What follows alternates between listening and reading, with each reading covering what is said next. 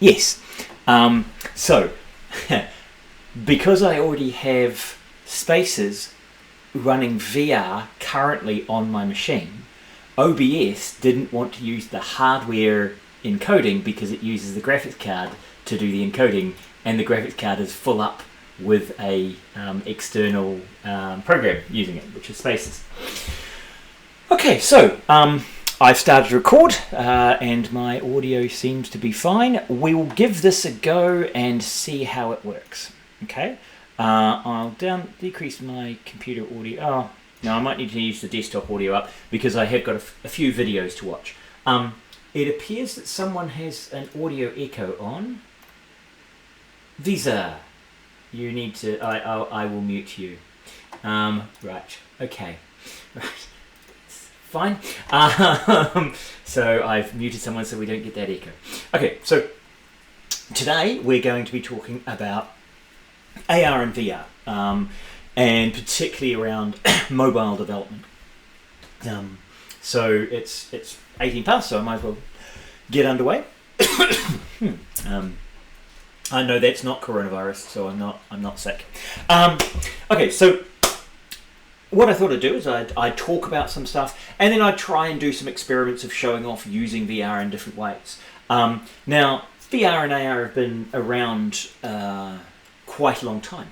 And in fact, if you look at some of the early days in the 60s, you had these kind of video screens being put in front of people's eyes to try and create virtual environments. So this is not something that only popped up in the 2000s. It's something that's been around a long time. And in fact, when I was up at my father's, I picked up this device, which is missing its two uprights, but it is a viewer for these photographs, which makes a depth image by placing the photograph in here and moving it until you can see two versions of the photograph, right? Now that creates a 2.5D. It is stereo scope. Now, this idea of diverting the eyes onto a photograph that is closer to you is basically the same technology, similar technology, that's being used in the Vive Pro. Yeah? So this two images with a different image on each eye is the same technology. This technology is the 1860s. So this is 140. This particular one is actually turn of the century, so it's 1900. So this one itself is about 120 years old. So that's 120-year-old technology. These are also printed in 1900, so those are also 120-year-old photographs. So this idea of using two images to make 3D or to use the eyes and overlay things or show things in a different way is a very old idea. So when we look at mixed reality, and you've started playing with some AR, if we have a look here, we've got the sort of the traditional mid-90s augmented reality, mixed reality spectrum. And the idea is that there's this real world somewhere and there's a virtual world somewhere, and mixed reality is every time you kind of mix those two. So we have fully VR, mixed realities, and the real world. Now, of course, Microsoft's tried to steal mixed reality as a phrase, and so now mixed reality means VR as well, because it's just an umbrella term. Okay, so in this lecture I'm going to talk mostly about AR and a little bit about VR, because you're looking at doing AR things with mobile devices. Just to check on Discord, you guys can hear me? You're all good? Okay, that's all good. Okay, so if we have a look at mixed reality, we can go all the way from virtual reality, and you can kind of see like The Matrix. You guys were probably teenagers or younger children when you're watching The Matrix. So that was a full VR experience with a plug in the back of the neck. We look at augmented virtuality. There aren't many cases of this, and not many people talk about it because it's the idea that mostly you're in a virtual world, but then you're adding fragments of the real world into a predominantly virtual world. Now, there was one of these on the iToy, the Sony iToy when it first came out. One of the baseball games is you would stand and you'd swing, and there was a wee photograph of you standing and swinging, or video, and then to run around the court, you had to do this to run around the baseball diamond. You had to do that to run, and you would see this little version of you with the arms flapping, moving around the bases, right? So that was a virtual world, a game, where they added an augmented little piece of reality. What's far more common is, as we see there, a Pokemon Go where we are augmenting the video. We are adding some digital content to a real world. And, of course, even earlier, the Terminator movies, where you see Arnie's, the Terminator's view on the world has got overlaid information. And, in fact, in some ways, in the same way that Star Trek inspired quite a lot of innovation and technology, things like Terminator, people saw, oh, that looks cool, I want to make that actually happen. And so some of the interfaces we see are inspired from the movies that we grew up with as children. Certainly the Minority Report grabbing and moving things around up on a board here has inspired people to make those interfaces, even if they're a bad interface. And we'll see the same thing happen when we look at some AR things. We'll see movies which make something look cool, and then people trying to make that reality and failing because, although it looks cool, it doesn't work well. Okay, so types of AR that we're going to talk about. So in here we're going to talk about this AR stuff rather than VR and AV. We're not going to go to AV much at all. Okay, so if we look at, there are kind of three types of AR that we might talk about.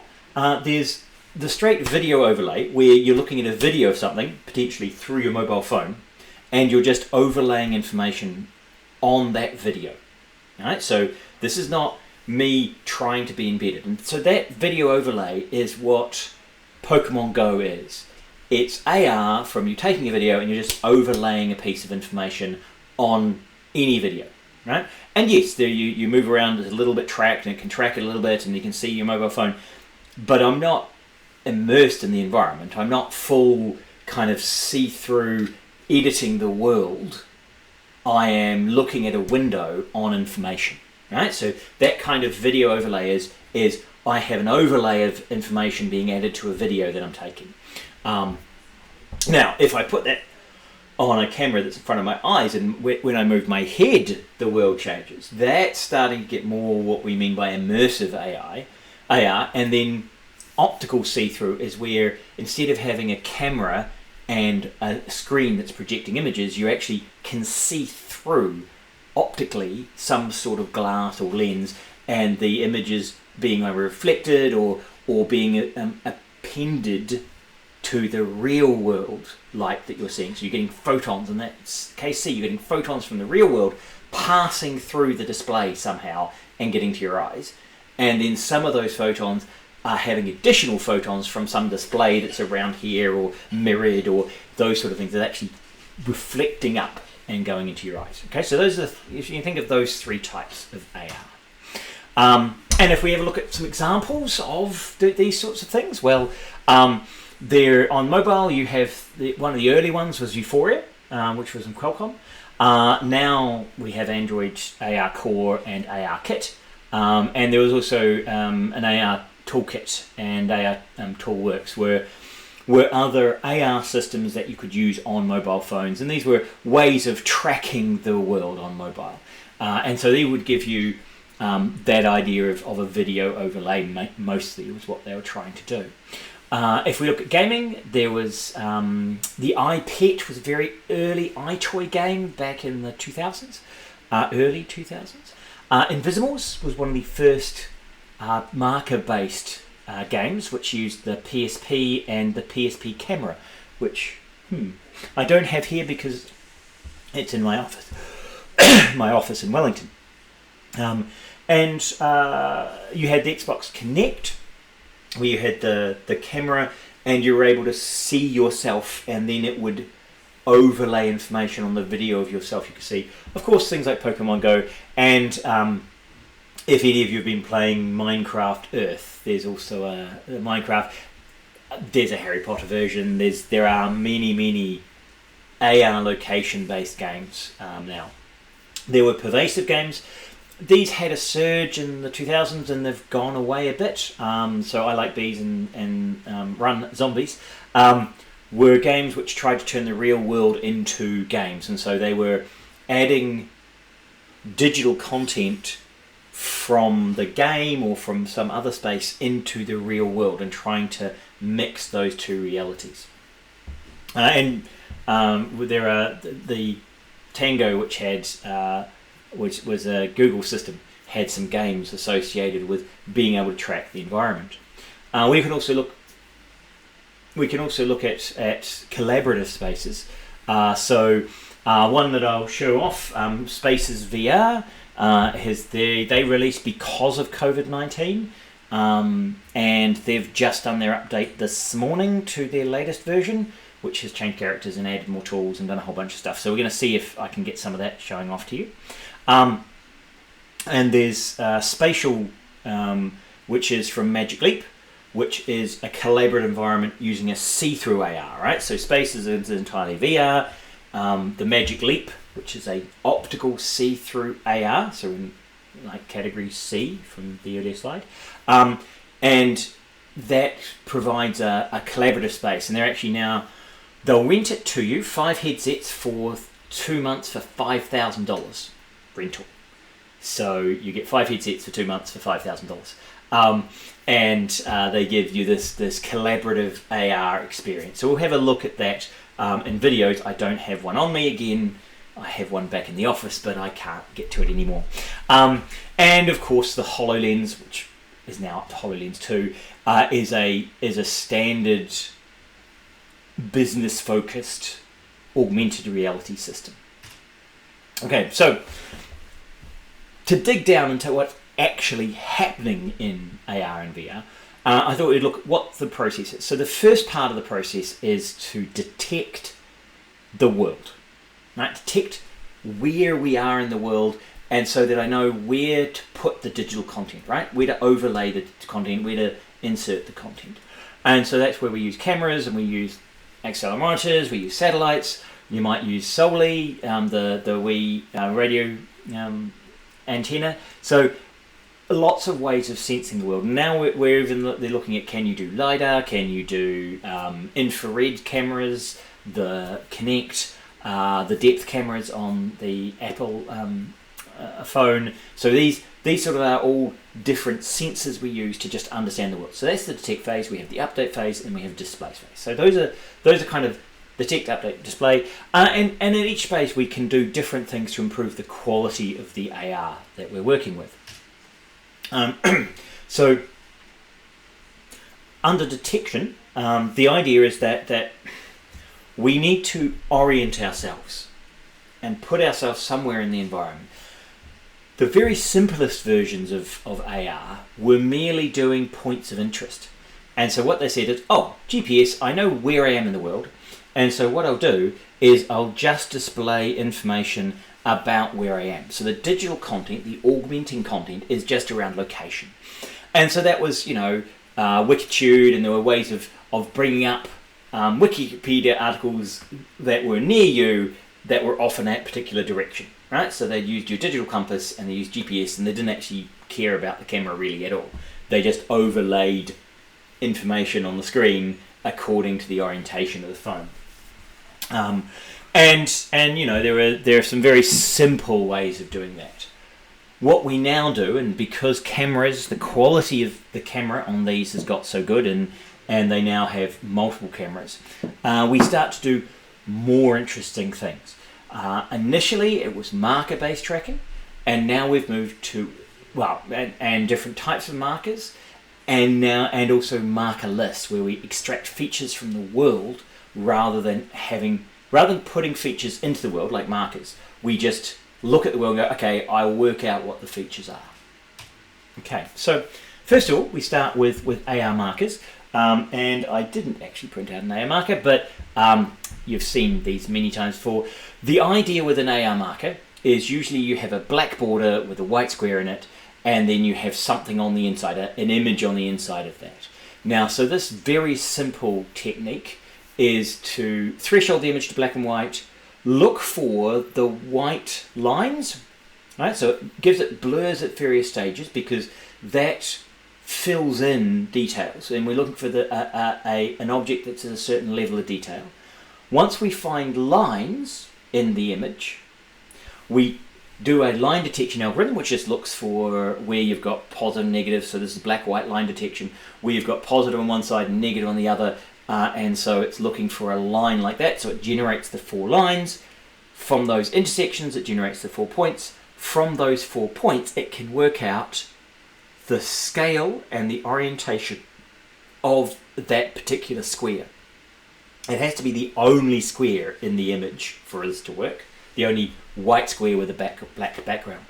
And then from within that square, you go back and you find which particular marker that was most like from your set of markers, which is why you have things like the AR core giving you, think about 100 markers per database, because there's only a certain number of things that it can search for, it can track.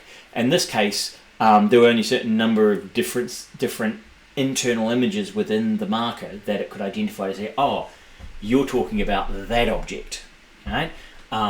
And so one aspect was find the marker, the second aspect is find the identifier for it. So if we have a look at how that works, so we're calculating the coordinates from that projection matrix. So what we do is we actually generate given that I know that that's an actual right-angled object, it's a square of a known size in my image.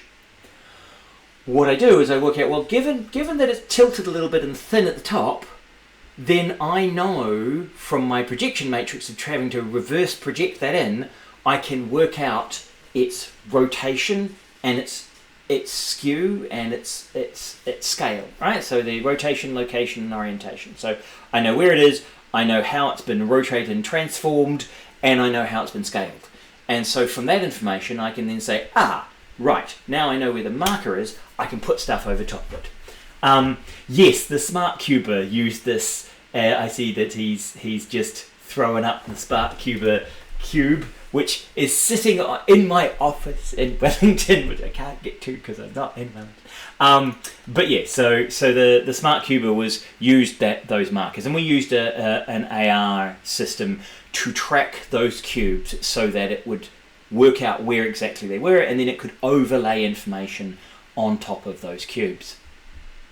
And so what this gives you is basically, from the camera's point of view, your position, right, and your translation, right, and your scale, right. So position, translation, as in translation includes the rotation, right. So orientation, position, translation, and scale. So it's those scale elements. Now, and actually, if you look at this is one of the things I was going to also show off. If I had, there we go. So if you look at the Unreal Engine and its use of AR Core, here we find that we have Caster AR Core Augmented Image. So you are looking for get all AR geometries.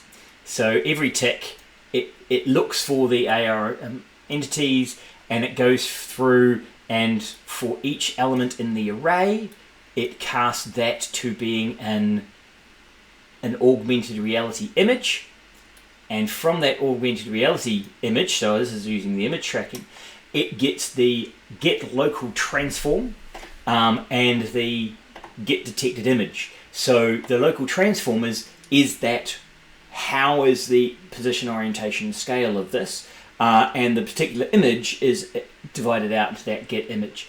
And then you can break that transform into location, rotation, and scale. In this case, if you're just looking for a location, you just use location. But you can also get rotation and scale out of the Unreal Engine's use of AR Core. So there you see, those are the sorts of things that you get out of this, out of these systems. So when we're looking at those markers, we're looking about feature tracking. So I use SIFT there. I should actually use all case. So it's scale invariant feature tracking, right? So the idea is that we need to be able to track features at various scales, and the reason why this rock image works and a uniformed copied kind of scene doesn't work is because there are so many distinct orientations and features within that rock image, and algorithmically what we're doing is we are picking up unique features and the relationship between unique features to say, aha, these are the feature signature for this image. And then it uses that signature to look up in the database, do I find that signature anywhere else in variant rotational scale?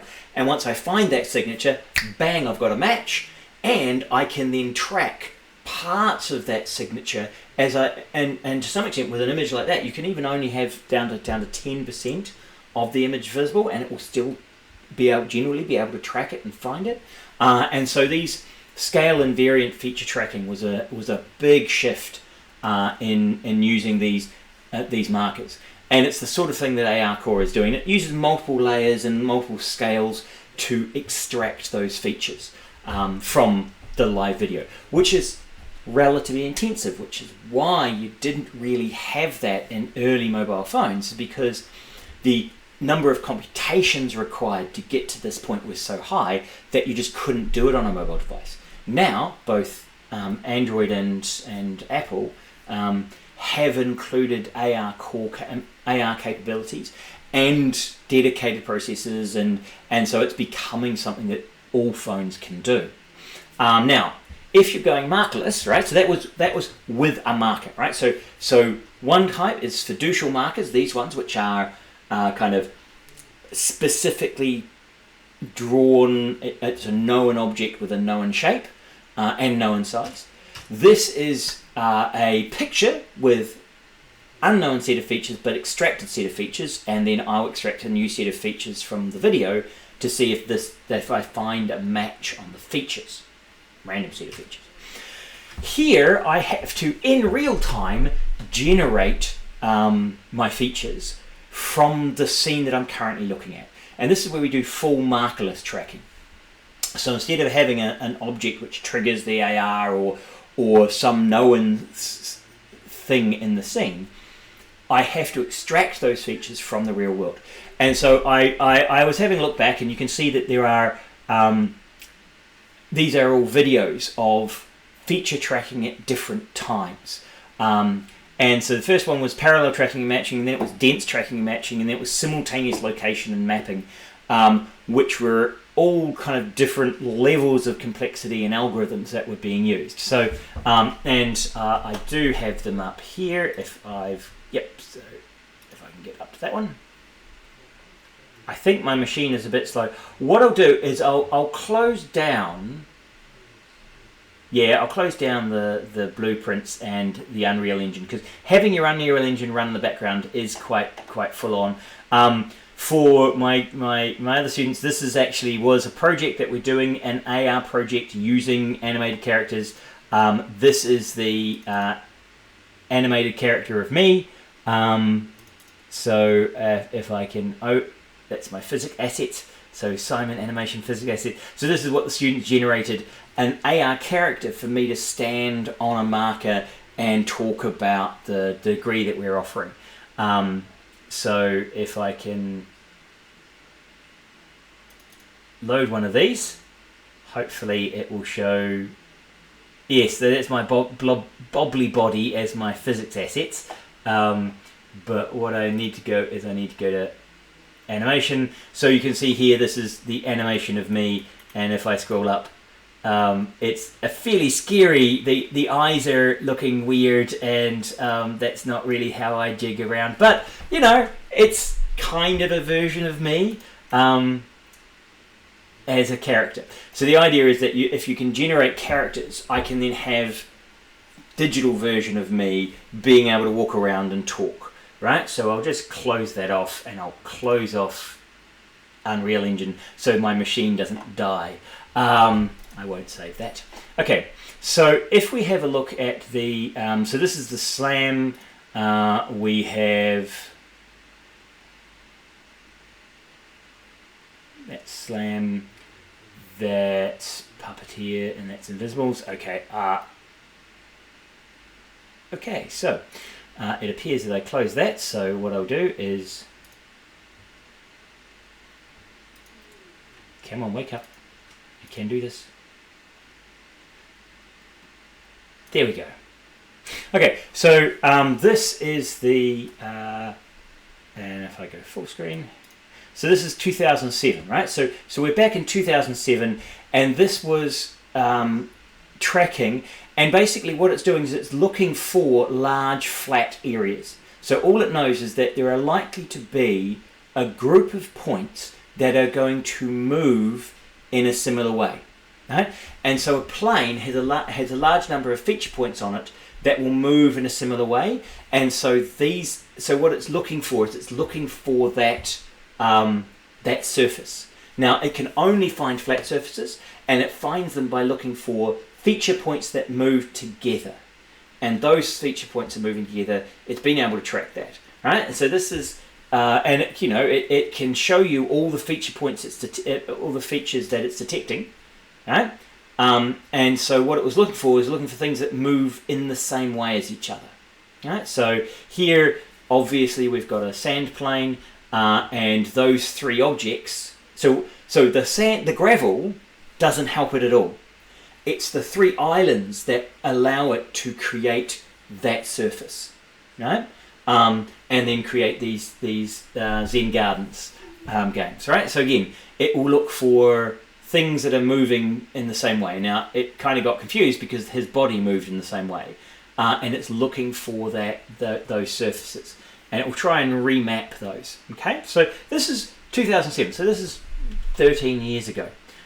This was the state of the art for tracking, and so you can see that that's those feature points which it's able to track relatively consistently would be what you would need to be able to, when you move, know how to move virtual objects in the world so they look like they're in place rather than moving with you. We have then moved to DTAM, which was dense tracking and mapping. And for this one, rather than just looking for parallel surfaces, now it's actually doing much more processing and creating a dense map. So what it's doing is, the reason he's moving his camera around is to extract all of those feature points, and what it's doing is it's reconstructing the three-dimensional world from those feature points, and now he can add an augmented reality model into that three-dimensional world because he's captured the three-dimensional world with that dense tracking. Okay, and here he's showing that PTAM, done a few years earlier, wasn't tracking, whereas his DTAM is able to keep tracking even with crazy things where you're shaking too much and stuff like that, right? So this again was another form of tracking and an improvement. So what we're seeing is each year we're improving the way in which we do tracking and the amount of processing being done, right? So this is the kind of things that we can now do, and there's high quality reconstruction, so the car can drive over surfaces and end up doing interesting things. You can see that it's generating a three-dimensional map. And that was 2011, so that was 4 years later, and then another 4 years later we move into an even more advanced, where we're doing both simultaneous location and mapping to do, and we'll just full screen that. Here it's tracking, and again this is he's looking at how do you use this to do AR interactions. So when you are you see there are objects, so I can say, oh, I'm interested in tracking an object here, and then I can make that an interactive surface. And so the idea is we're simultaneously tracking. Now this object is, because it's got lots of features, it's actually able to try and extract a model and place that model on top of that object, right? So the idea here is that if it's just a sphere, it creates spheres. If it can detect that there is content above what you're drawing, it tries to build that full model. So this is again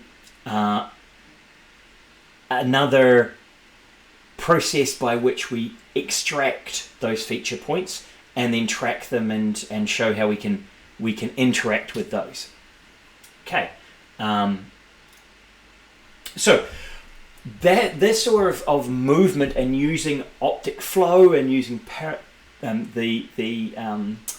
parallax and then feature extractions and then simultaneous feature extractions with a SIFT algorithm of scale invariant features is what we're doing to track the world. So how do you interact with objects that are in AR? Well, so you saw one of those things where you're just moving the camera around where we're looking at them, right? And that's kind of an interact by position and focus. There are ways of interacting by putting your hand into the world. So you've got your camera phone, you've got your AR scene. So Invisibles did a couple of different things. So if I go to those, so some of the stuff that Invisibles did, which I thought was quite neat, and then you get this is 2010, 2012-ish. So here it's using, it's even earlier than that, 2010. It's using an AR marker, and so you see there that shall go back here. So that's a fiducial marker. So it's got, you see the white surround and a black square. So that's its marker, and it's got this little different cutout. So it's got a shape that it can recognize. Now what the child is doing here is he's tickling the creature on screen by putting a hand in between the screen and the virtual marker and wiggling it. And so the camera is detecting that movement in that area and saying, oh, you're tickling the creature. That's one way of capturing the creature. Another creature he uses is you've got to wait until it's over the trap, and then you've got to slam her with your hand quick. And so what you do is you suddenly obscure the marker. And if you can suddenly obscure the marker, that's the way that you capture that particular creature. Okay?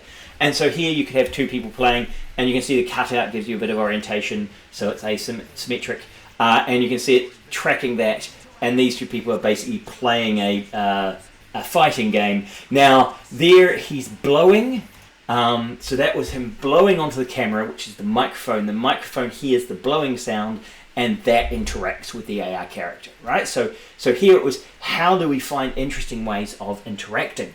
So those might be three ways. If you've got a marker, you're covering things up, you're putting your hand in and looking for movements of your hand. You can of course touch the screen, quite common, but that breaks that immersion. It no longer feels like the object is in the world, it feels like the object is on screen. If I touch things that are on my mobile screen, then it does feel like they are on my mobile screen rather than being in the world. And some of these now we're getting to the point where Apple and Google will start tracking your hand, so you actually have a full hand tracking in the world, and so I can put my hand in the world and pick up things and grab things with my hands, and that's what the Magic Leap is doing. It's doing full hand tracking from the see-through AR on the head. You can have a controller. The Google Daydream has a small handheld controller which can interact with AR content, VR content for the Daydream. One of the interesting innovations, what I thought was quite neat, was Disney doing AR puppeteering. And so this I thought was a really nice way of interacting with an AR character in your world. So once you've got an AR character, you've got a marker or you've got a scene, and you want to interact with that scene.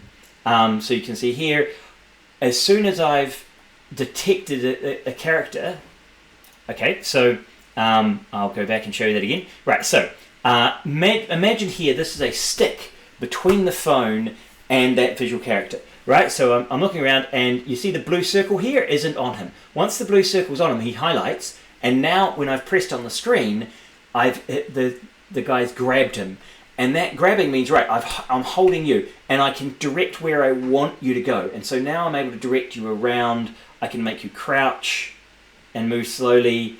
and I believe he's going to, and then he can make you walk up things that are virtual but not really there, right? So this is a kind of way of giving instructions to the digital character, and sudden movements, right, will make the character jump because of the recognized distance from where the center of the phone is and the character is, that they'd have to jump.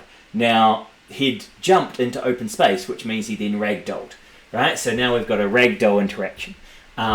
So there are, and this is some of Disney, and so you expect it to be quite fun. So what they do here is, again, I'm using that to interact with the virtual snow. I've picked it up, and he's rolling the virtual snow, and makes a large body, and then goes and crouches, rolls some digital snow, and puts it up on. Now, you would not be expected to be able to achieve this in a third-year project, so don't even try. And then what he can do is, because the snowman, if he points his circle on the snowman, it becomes a potential character.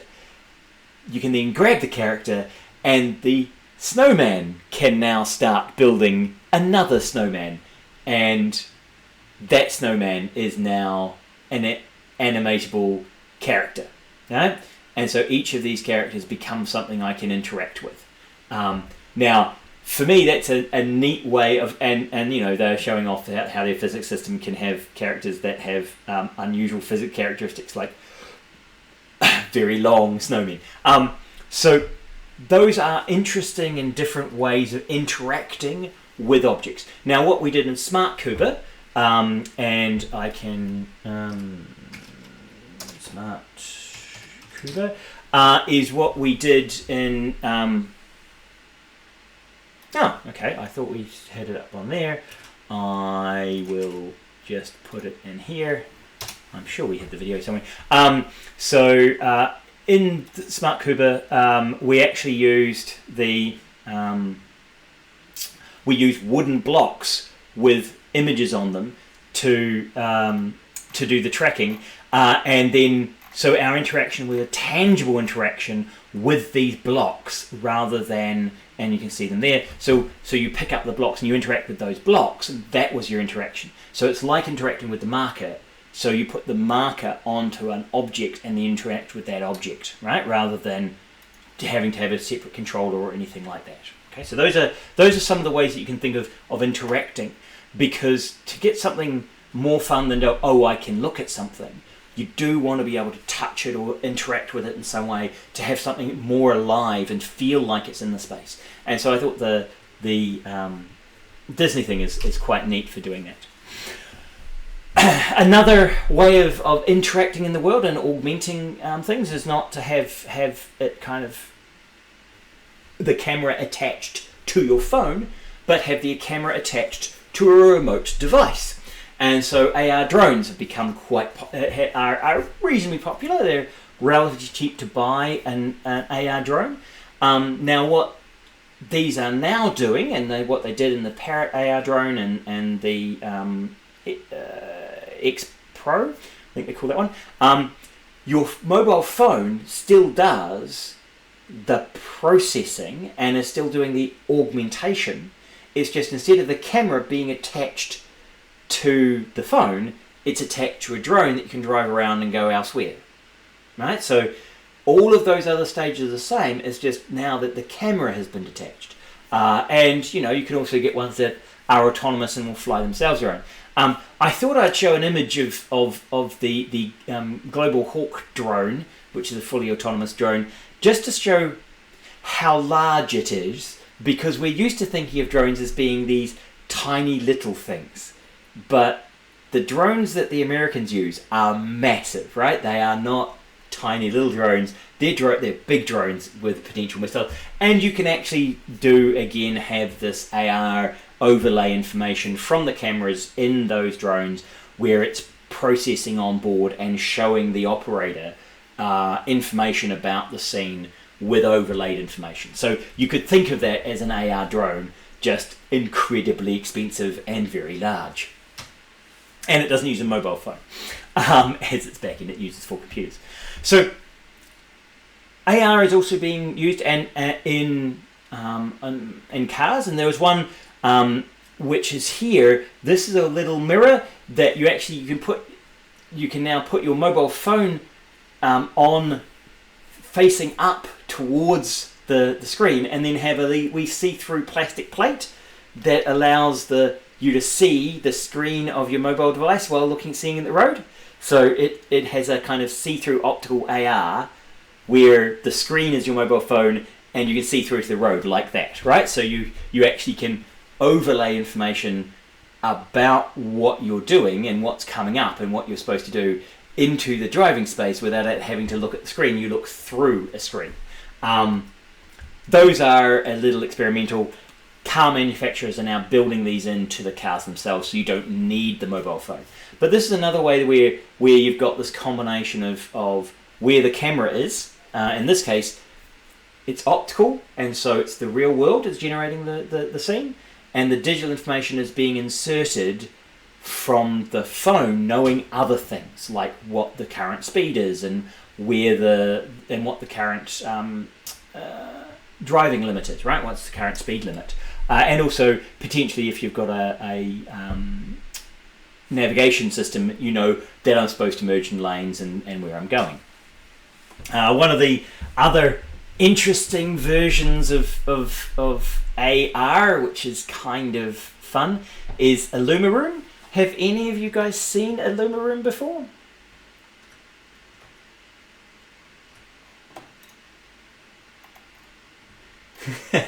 Yes, you guys are. Yeah. So, have any of you seen Illumaroom before? Oh, we've got lots of comments on my terrible, terrifying image.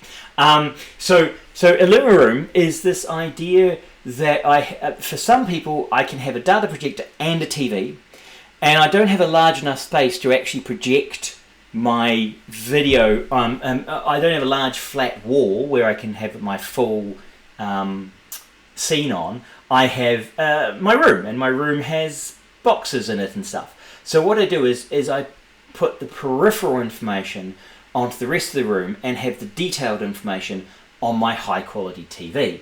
So if I go to Illumaroom, I didn't actually Illumaroom.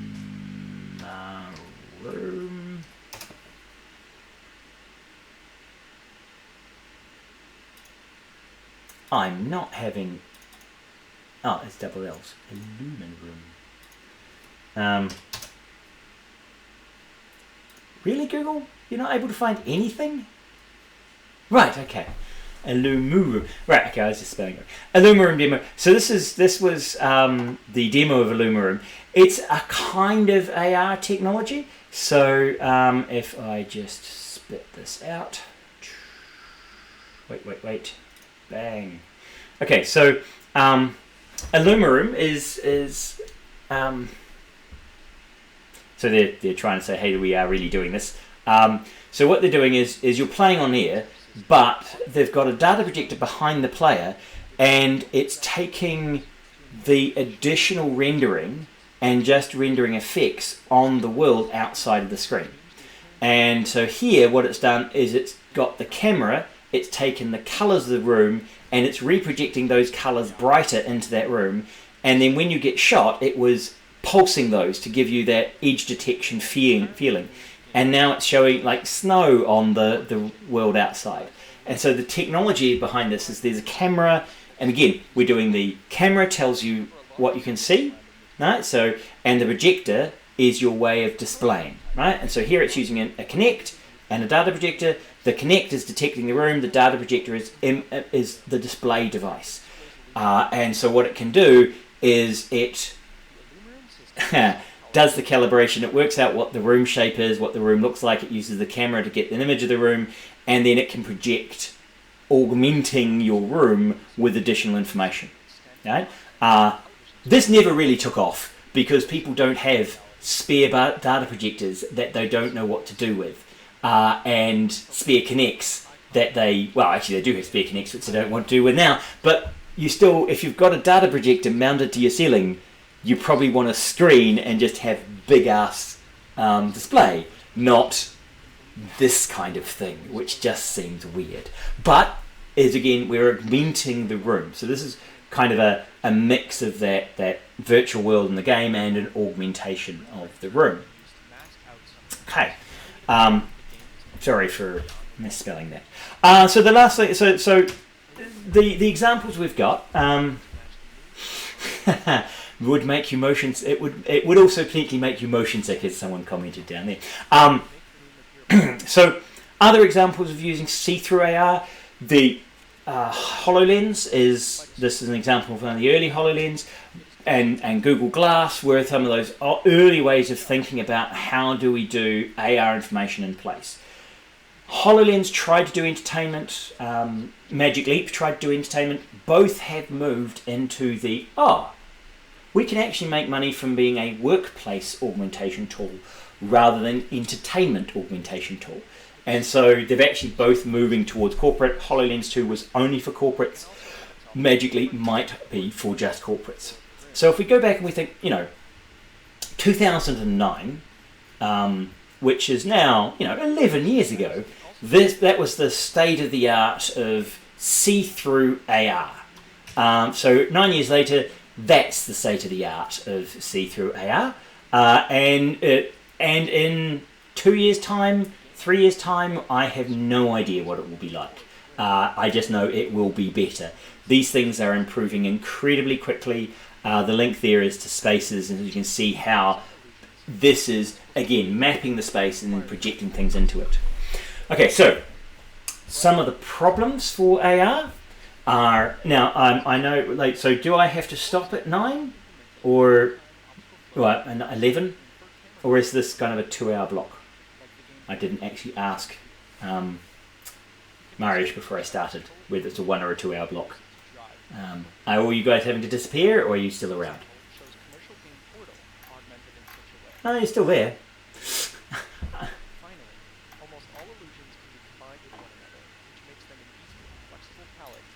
Yeah. For as much as you that's a 2-hour block. Okay, so I'm not stressed. So AR and VR are awesome, but there's still some problems and there's still some limitations. Some of the big limitations on augmented reality, one of the first ones is lighting. Now we actually have a company here in Wellington, here in New Zealand, who's focused on trying to get realistic lighting into their augmented environments. So that is they work out of CMX and are called DreamFlux. So I shall show you that because I figured if we're going to show you lighting. But one of the problems is that DreamFlux lighting, I'll just try and get it right. So one of the main problems here is, okay, why are they not showing me DreamFlux?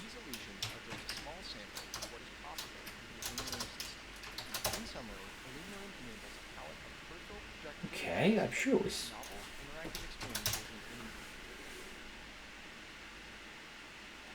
Scenic videos. Okay.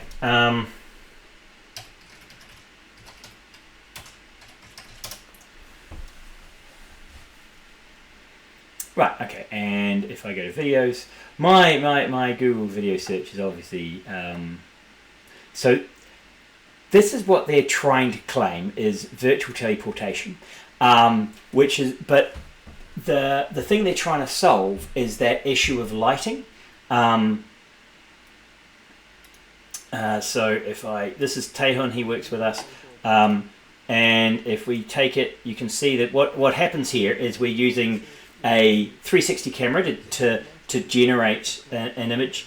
He's putting on the Magic Leap to create an augmentation, and so this is what he's having the world augmented with, and the challenge is to try and get lighting right, right? And so here what we're trying to do is that it's all good that you can put artificial objects, but the real challenge is to try and get those objects to look like they're in the real world. And so these fish are being, now you have to understand lighting to understand that these are trying to be lit correctly. So if I can find a nice example where they show the lighting, come on, show me the lighting. Where did they do it? Ah, no, it must be in here. So so again, this is the idea of trying to make these scenes work for so that it doesn't look like you've... Oh, that was it there. I needed to go back. Ah! It's going to move too much. There. Okay, so the idea here is that we're trying to get the lighting correct so that these objects look like they're in the real scene. So one of the things we're seeing here is that this bowl isn't actually there. This shadow is being generated based on the fact that these shadows are have been detected. This is a real object. We know that it's shadows, so things in this world must be lit from this direction. And so all the virtual objects we put in the room, we light in the same way. And here's a sphere which we're lighting in that same way. Okay, so this is that's the attempt to try and identify where the light comes from and then light things as if they are lit in the same kind of light. But that's one of the major problems with AR. One of the things that we're still trying to work out how to do is how to get lighting to look good. Another problem it has is weight and movement.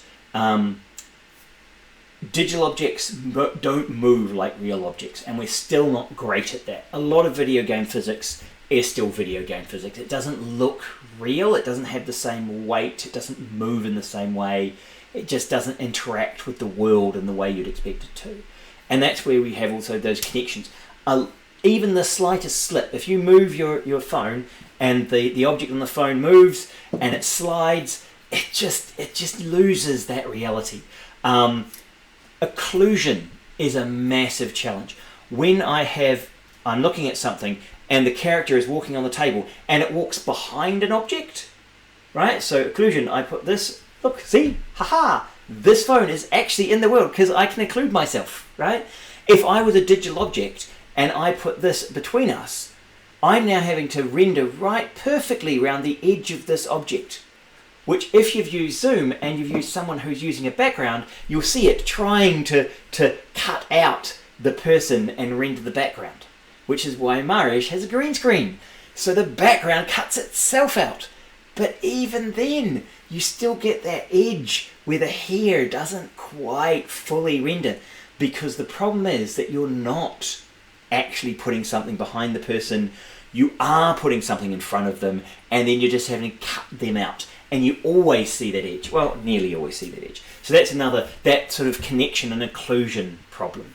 And of course, interaction with real objects. So even things like shadows on real objects, but jumping over real objects, walking over real objects, moving around real objects, all of those interactions aren't really there yet. And we don't really have a killer app, right? It's not what is the actual purpose? This is why when you design AR things, if you actually want it to be used, you have to really find a problem that you're going to solve where AR is the right solution. The closest we've seen is some BIM stuff where, I need to know where the electrical lines are in a building, and so I can hold up the phone and I can look through it and see those electrical lines. That's sort of at the edge of where you might find relevant and useful, and that's why you find HoloLens and Magic Leap are both moving into the industrial area and saying, well, lots of people spend money on this product or doing this thing, and so they need information in the right place at the right time, overlaid on the real world. So pipe flows, heat, danger information, lots of that sort of information is going to be overlaid. And if we're using the COVID tracking apps and we've all got our Bluetooth, you've got your Bluetooth COVID-19 tracker on your phone, maybe what happens is when you look up, you see like when your Bluetooth comes into contact with someone who's positive, it rings an alarm to tell you to run away, that person's positive. So I know you're supposed to stay at home when you're positive, but that's the kind of how are we going to get a killer app or a saving app for AR. And I know there's a lot of people who are talking about COVID as being that. So that's a lot of AR stuff. I thought I'd talk quickly about some VR stuff as well, because it's also quite cool. So early VR systems, really awful. 2012, the Oculus came through, did a great job of actually saying, wait a minute, we've got just enough processing technology now in phones that if I put a phone in front of your face, I can do this stuff with a mobile phone. And in fact, I can use this and Google Daydream to and Google Cardboard apps, right? I can put my phone on here, use this as my cardboard viewer, 120-year-old technology to view my 3-year-old phone, and use Google Cardboard apps using this, right? So you know, we now got enough for that Google Cardboard equivalent to work on mobile phones. And so that's what he did. It then spawned the Google Cardboard, i.e. actually maybe we can just use phones with just lenses and no other interactions, all the way through to things like the Valve Index, which is an amazing VR headset. Now, one of the interesting things is when you put the phone up here, right in front of your face, the first VR headsets were just basically a phone strapped to your face. Later ones, the and the Vive Pro is no longer a single screen. It is now 2 separate screens. There was a problem when they first brought John Carmack over into working with Oculus on trying to get mobile phones to do AR, is that the screen updates were in the wrong way. Because if you've got your phone like this and you're scanning this way, I'm drawing the whole image all the time. If in fact I go on the short route and I scan this way, it means that I can scan all of those lines and then be updating the other image, and once I've moved to the second image, I can then start updating the first image while I render the second image, right? So my left and right eye can be rendered one after the other, rather than having to sort it all out and then render both of them simultaneously because I'm running across the whole length. So that's the level that they were looking at, is which is the update sequence on the display for your mobile phone. And they had to change that to get the mobile phones to do AR better. The easier thing to do was just actually swap it out and have 2 screens. And so you're seeing more of these AR systems actually have 2 separate screens. They are not a single screen. They're just more expensive to do it that way. When you look at things like the Oculus Quest, you have a 6 degree of freedom standalone system. This is potentially actually going to be quite good. Some people dismissed it as being horrendous, but with the link cable, it's now actually able to do some more interesting stuff, and you're starting to be able to use this for more VR experiences. It's so this last year, 2019, was the year we started to see some more interesting mid-range, low-end VR systems. So for these VR interfaces, there are multi-user interfaces. So here you can see VR objects, you can look inside them, you can interact with them. For VR to work, you need a good strong field of view. Anything around 100 is actually too small. It starts to be anything around that 90, it just is, you're looking through a window. And the field of regard is kind of that extended peripheral view. The display and the size of the resolution, it must be stereo. The whole 360 videos are just awful in VR. It's got to be head-based rendering. It's got to have realistic in the lighting. You've got to have good frame rates and good refresh rates. What they didn't know in 2007 when that list was created is that you also have to have not just refresh rate, but low latency screens. The screen needs to go bright and then go black. So as you move, the screen's black and then it flashes the next image. And so the how long the image stays on screen was actually one of the key things to get the VR, to reduce motion sickness in VR. So where are we going with VR? Well, I think we are moving towards Ready Player One. We're moving towards this full VR teaching environment, but I do have some issue with Ready Player One in terms of, and I don't know, have you all seen Ready Player One? I don't know, how many of you have seen Ready Player One? I don't know. So I'm assuming some of you have. Yes, one person has read and seen it. So this idea of going to a virtual world. Now, so some of the stuff they do in here is really cool. Some of the stuff they do is, why would you mimic the real world when you are doing this, right?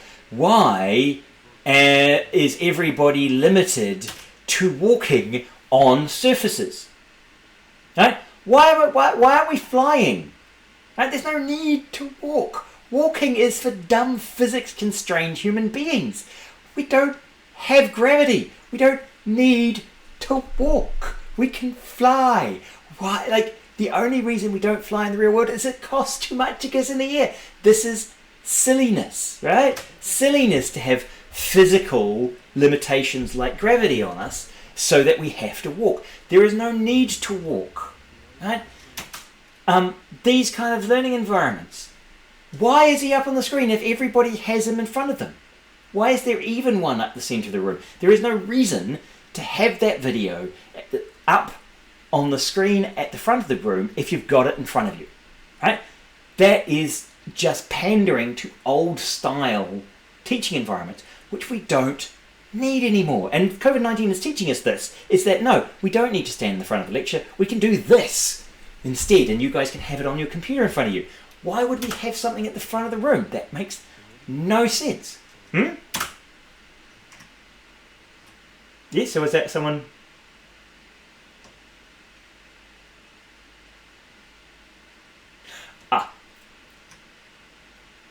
My rant. Okay, so yeah, so basically, why on earth would you limit yourself to those standard display things rather than understand that you're in a virtual world and therefore you are free to do things virtually? Why on earth are these people running to their VR headsets? It is a stupid way to do it. It just, like, why on earth would you have them do that? It doesn't make sense. Visually, for a movie, it looks cool. But it doesn't make sense when you realise that in the virtual world you do not need to run and to walk and to do any of those things. You are not limited by physics. You are not limited by these things. We are free. Right? We still haven't thrown off those shackles. A lot of our VR experiences are recreating our real world because we understand our real world. And we're trying to do things that we can dream of doing, but our dreams are only the zone of proximal development above our reality. We only dream a little bit more. And so over time, our dreams will develop because our realization that we don't actually need to be limited by standard physics and standard view displays, that we can actually do things in different ways. That's when we'll be able to actually make really interesting VR experiences beyond this sort of, oh, we're just simulating the real world kind of stuff, right? So this is a very tiny step above what we can currently do, rather than being a massive new world that we're fully embracing. So I don't know if luckily I don't make any money out of this, so I'll be demonetized, but hopefully they won't block the private YouTube when I put it up. It's only trailers, it's not the movie. Okay, so when we look at VR, what are we competing against? Okay, so, VR, it's got to be awesome. Well, it's great for, you can have like more fantastic environments. You can make amazing environments. We're not bound by the limits of reality. We can have better control over the world because we have complete control over the world. And remote multi-user is really good in VR. However, real reality, this stuff, my imagination is often better than graphics. And this is why people say, I hope have I come back? I dropped for a bit. But I'm back. Yeah, I'm back. Oh, good. So this idea of when you read a book and then you see a movie, you go, oh, no, that's not what was in my head, right? And it's also to some extent often not as rich and vivid as what's in your own imagination. So sometimes the verbal descriptions is better than a graphical representation. And so for some things, you're competing against the imagination of human beings, and that's a really hard thing to compete against when you're actually having to draw things. One of my favourite examples of this is when you had to do a visual representation of and I've probably already told you guys this one, but how do you create a visible representation of the fruit of the tree of knowledge? So when you learn something, you eat from the fruit of the tree of knowledge. So knowledge bears fruit, and by gaining knowledge, I am partaking the fruits of that tree of knowledge. Well, that's an interesting concept. So when you investigate things, you find out stuff, so we can kind of, that bears fruit. However, to explain that visually to illiterate people, they had to turn it into an actual fruit. And so the Christians went, stained glass windows.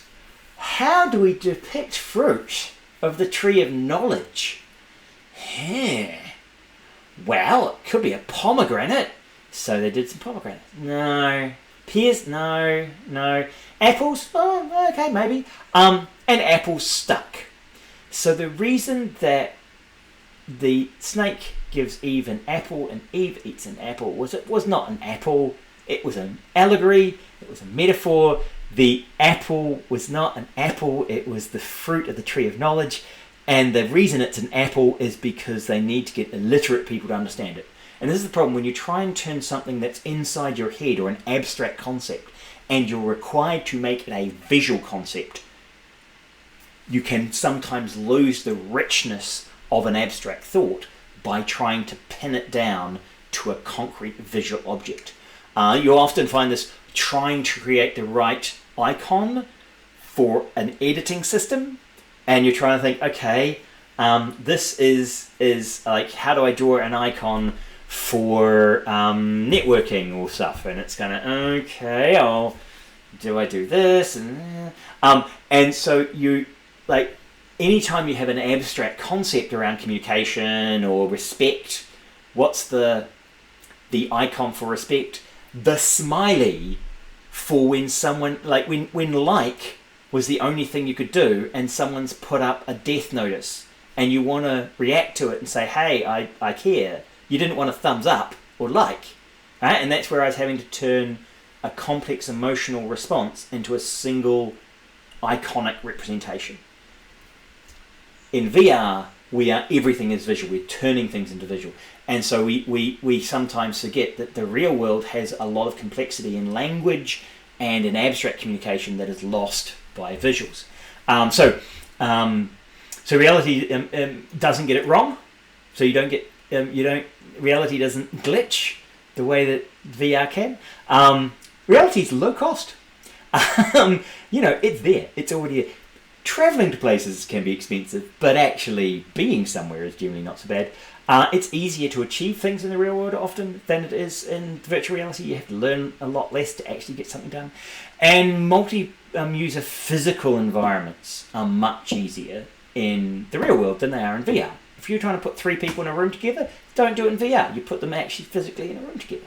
It's only when they're at a distance that VR makes sense. So VR has still got a long way to go before it finds its niche as well. Okay, so when are these relevant? Well, they're relevant to games. Gamers will try new things. Gamers still play VR. Beat Saber, quite popular in VR games. And, with the lockdown, more people are trying VR stuff, but there's still more hassle to get through, to get it on and put on the stuff and actually make your environment suit it. You have to be dedicated, and that's only a niche group of people.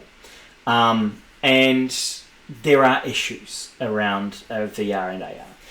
AR will be used by commuters. Pokemon Go is used by commuters. But there's lots of mobile casual games, and because the mobile casual games don't require context, they're actually free from those issues of, oh, I have to get off the bus, or I have to, you can pause them, or you can not interact with. There are lots of ways that you can play games that don't require 100% of your attention. And so AR is still trying to find a niche there. Pornography is where you get a bunch of development in VR, and it will continue in that space for a while. But porn was what drove the home video market, and so it can and help drive a market segment, because it's one of the major activities that people are wanting to do outside of games or productivity. How long will AR last? Because I like to think of it, what if this is what the current state is? There's going to be AR around for a lot longer. We're going to keep using more and more AR. We're going to refine and improve it. It's going to be used more. There's still no killer app. I still don't know what the killer app is. We have that risk of overhyping. We certainly overhyped VR.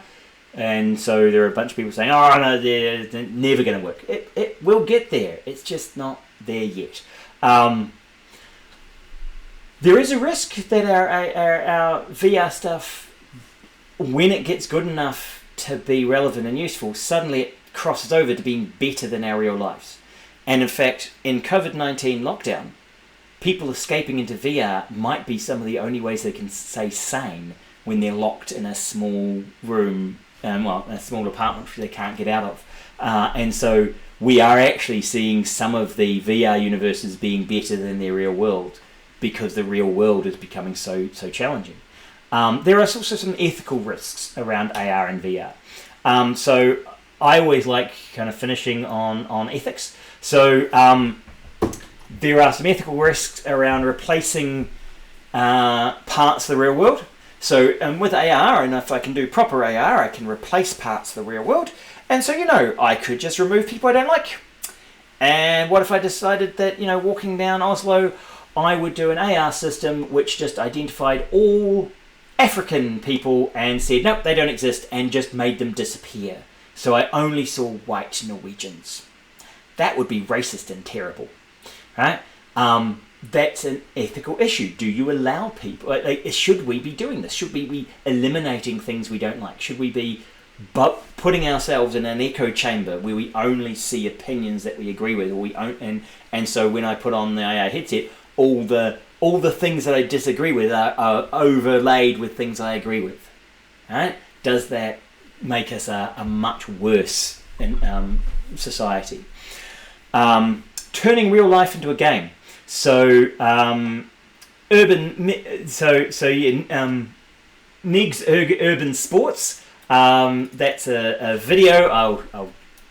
I'll jump you to that. So what happens when you augment reality? Even people who don't want to be involved in your game into the participants of your game. So this idea of having the world change to the way I want the world, and turning all of the world around me into my play space. Maybe there are people in that world who don't want it to be a play space. Also, we have risk associated with VR, and we're already seeing with mobile phones. Australia now has a whole category of death by mobile phone, because they were getting enough pedestrians walking in front of cars in Australia that it was actually showing up in their death stats. And so they now have that category, because being distracted on your mobile phone causes problems. And we can have the same kind of thing happen in any AR situation where we're putting content there that isn't there and is motivating us to do something. So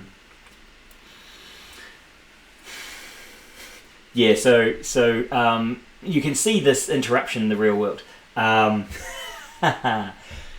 Yes, if I have agency and I'm making people disappear, or I'm in charge of myself, then that's okay. If other people are making me disappear, then there's a whole bunch of power issues around that. But so you've got to watch out for Pokemon and, you know, being distracted and you know, there's a kind of a part of us which is actually, it's quite rude to focus on your phone and focus on the augmentation rather than interact with people.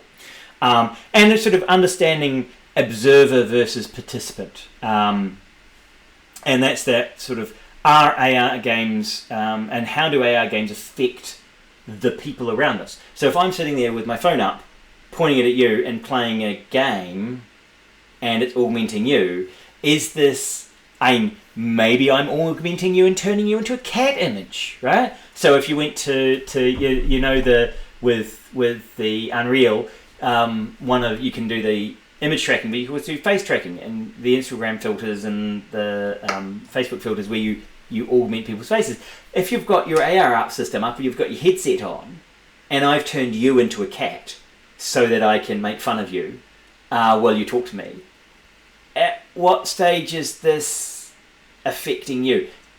Is it ethical for us to be able to just take control of how we see other people and change that? And where is that limit on those perceptions? Some people say, no, it's perfectly fine, you can do whatever you like, it's just in front of you. But there's still, you know, it is a challenge for society when we start seeing the world differently from each other in remarkably different ways, and those differences might be controlled by technology, particularly if we hand those over to Google or Facebook or Apple, and we allow them to change the way we see the world. Then that becomes a really interesting challenge. You know, what if a company could pay you to advertise through your AR system, which means anytime you saw an ad from their competitor, you would replace it by an ad for them. And so as far as you're concerned, you're just wearing AR glasses and it's fine, and you just see the world. And there was an ad there anyway, it was just an ad for a different company, and Coke is now paying you to replace all the Pepsi ads with Coke ads anytime you see a Pepsi ad, so you never ever have to see a Pepsi ad ever again. What else could they start replacing? What else would they pay for? Who would they pay to do that to you? Do you get the glasses for free so long as advertisers can come in and replace all your ads? So there's a whole bunch of stuff happening on the edge of this AR stuff, which might become a challenge. Okay, so that is an hour and a half of Simon talking. I will stop recording that because that's quite a long time of me talking.